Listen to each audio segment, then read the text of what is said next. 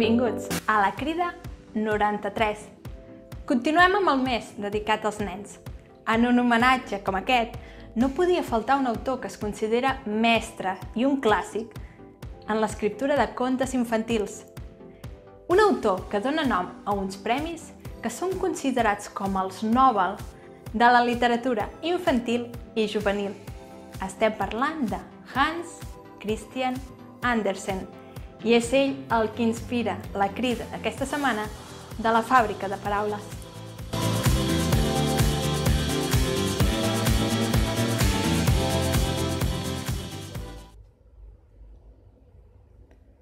La neguet lleig contemplar davant mateix d'ell tres vells cignes blancs, amb llurs plomes que feien un dolç murmuri, nadaven lleument damunt l'aigua del llac.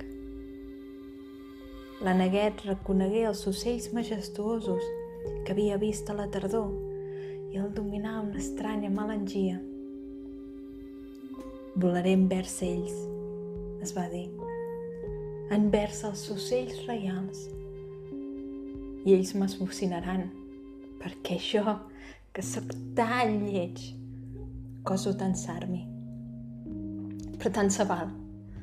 Més m'estimo que ells em matin, que no pas que els ànecs em mosseguin, les gallines em piquin, la dona de les gallines em doni puntades de peu, o em calgui passar tanta misèria a l'hivern. Així és que volar cap a l'aigua i nedar envers els cignes sobirans. Ells se'l veieren i es precipitaren envers ells amb les plomes estarrufades. «Mateu-me! Oh, mateu-me!», digué la pobra criatura.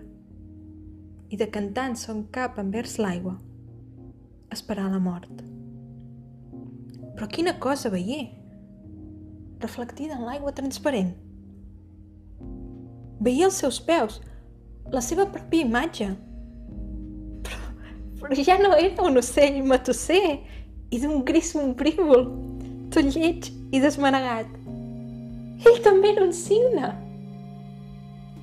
Els cignes grans nedaren i nedaren al seu vol i l'emmanyegaren amb els seus becs. Alguns infantons aparegueren a la riba del llac i el més petit cridà: «N'hi ha un de nou!» I els altres infants feren en joiosa cridòria: «Sí, ha vingut un cigne nou!» I picaren de mans i dansaren per aquells topants, corrent darrere dels seus pares. Després, un d'ells digué que el cigne nou era el més bonic perquè era tan jove i tan vell. I els vells cignes decantaren els seus caps i li feren homenatge.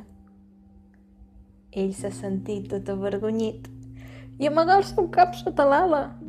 No sabia què pensar-ne. Era feliç en gran manera, però gens envanit. Un bon cor mai no s'envaneix. Pensar com havia estat perseguit i menyspreat.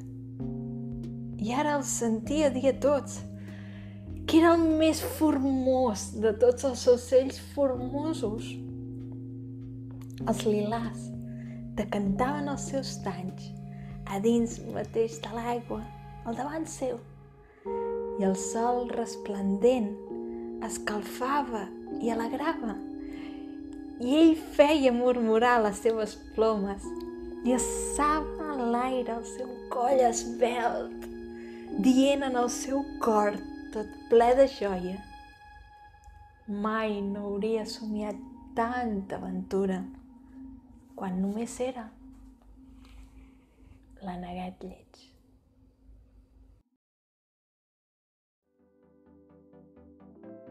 La paraula obligatòria de la crida d'aquesta setmana és cigne. I la minicrida és que hi hagi algú en el vostre relat que exclami: «N'hi ha un de nou!». Teniu 7 dies i 300 paraules per escriure el vostre text i per decidir si us voleu inscriure a l'intercanvi de comentaris. Ens retrobem dijous que ve amb una nova crida i ens llegim durant tota la setmana a vullescriure.cat. Feliç escriptura!